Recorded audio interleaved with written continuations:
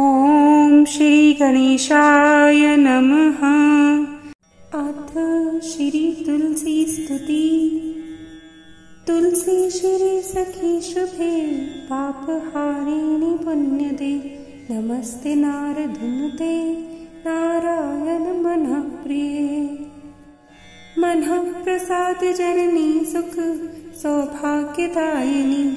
आदिव्याधि हरे देवी, तुलसी त्वां नमाम्यहम्।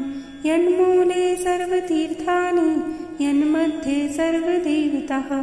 यत्तग्रे सर्ववेदाश्च, तुलसी त्वां नमाम्यहम्। अमृतां सर्वकल्याणीं, शोकसन्तापनाशिनीम्।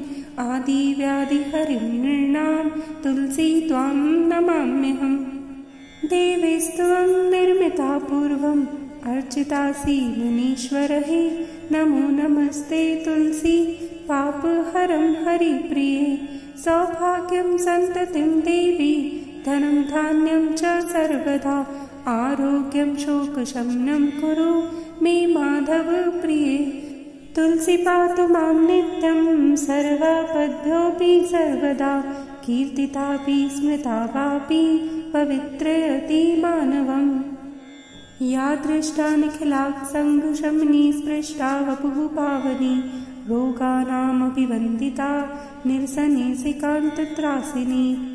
प्रत्यासति विधायिनी, भगवतः कृष्णस्य संरोपिता। लयस्ता तच्चरणे विमुक्ति, फलदा तस्यै तुलस्यै नमः। इति श्री तुलसी स्तुतिः।